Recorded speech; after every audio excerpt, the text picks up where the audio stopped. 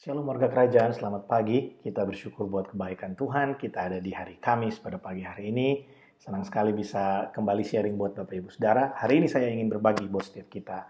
Setelah hari Senin kemarin kita belajar tentang bagaimana kita harus tertanam. Hari Selasa kita belajar bagaimana kita harus bertumbuh setelah kita tertanam. Kemudian hari Rabu kemarin kita belajar bahwa nutrisi atau sumber mata air itu ketika kita mencari sumber mata air, sebenarnya kita sedang mencari dengan bukan dengan satu pengharapan yang kosong, tapi kita mencari sumber mata air itu. Kita terus bertekun untuk bisa mendapatkan mata air itu, mata air kehidupannya itu Yesus Kristus, dengan satu pemahaman, yaitu bahwa kita mencari karena kita pasti akan menemukan. Karena Tuhan ada bagi kita, Dia adalah bagian kita. Saudara, saya beberapa kali mengulangi kalimat ini bahwa Tuhan mau kita ini setia kepadanya. Tuhan mau kita ini punya hubungan yang dekat dengan Tuhan. Alasannya sebenarnya bukan untuk keuntungannya Tuhan, tapi karena Tuhan tahu di luar Dia kita tidak dapat berbuat apa-apa. Ya, kita sama-sama telah belajar dari Yohanes pasal yang ke-15. Yesus berkata, "Tinggallah di dalam aku dan aku di dalam kamu, sebab di luar aku kamu tidak dapat berbuat apa-apa." Tanpa Tuhan kita nggak mungkin bisa mampu untuk bisa mengatasi segala sesuatu yang ada dalam kehidupan ini. Nah, hari ini di hari Kamis saya ingin sharing buat setiap kita dari 2 Tawarik pasal yang ke-16 ayat yang ke-9 bagian A. Ayat ini juga bukan ayat yang baru, ya. Ayat ini juga sering sekali dibawakan di mana-mana. Ayat ini berkata begini, 2 Tawarik pasal yang ke-16 ayat yang ke-9 bagian A. Karena mata Tuhan menjelajah seluruh bumi untuk melimpahkan kekuatannya kepada mereka yang bersungguh hati terhadap Dia. Perhatikan, firman Tuhan berkata, karena mata Tuhan menjelajah ke seluruh bumi. Tuhan melihat ke seluruh bumi untuk melimpahkan kekuatannya kepada orang-orang yang bersungguh hati dengan Dia. Saudara, perhatikan kata bersungguh hati.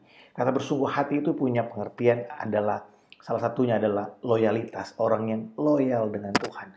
Saudara, loyalitas itu kalau orang dunia melihat, orang itu bisa loyal mungkin karena ada banyak alasan ini dan itu. Oh, pantaslah dia setia karena dia mendapat banyak keuntungan. Oh, pantaslah dia setia karena dia mungkin mendapatkan banyak benefit. Pantas dia setia karena dia dibayar. Tapi saudara tahu bahwa loyalitas dengan Tuhan itu berbicara tentang komitmen kita, berbicara tentang penundukan diri kita, berbicara tentang ketaatan kita di hadapan Tuhan. Seringkali kita fokus dengan berkat dan pertolongan, tapi kita melupakan bahwa kita perlu untuk loyal dengan Tuhan, belajar untuk setia dengan Tuhan. Loyalitas dengan tanpa syarat itu hanya untuk Tuhan Yesus.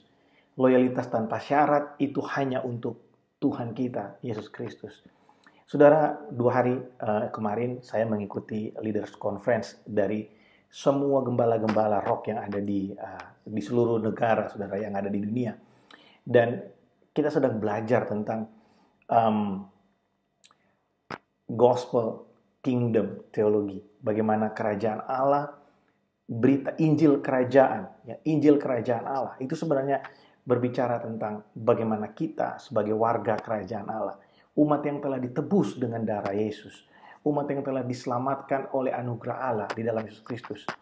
Kita harus hidup sebagai anak-anak Allah yang bersungguh hati dan yang loyal kepada Tuhan dengan kehidupan kita.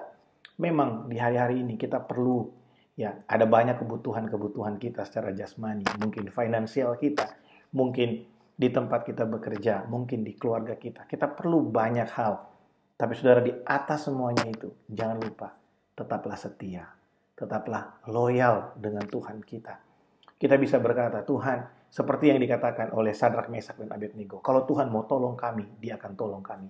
Tapi kalau Tuhan pun tidak menolong kami saat ini, kami akan tetap menyembah Dia. Saudara, milikilah hati yang loyal di hadapan Allah. Kita adalah umat tebusan Allah. Kita adalah umat yang telah diselamatkan oleh kasih karunia-Nya melalui Yesus Kristus. Mari kita hidup sebagai orang-orang yang telah ditebus dan orang-orang yang setia kepada Allah kita. Tuhan Yesus memberkati.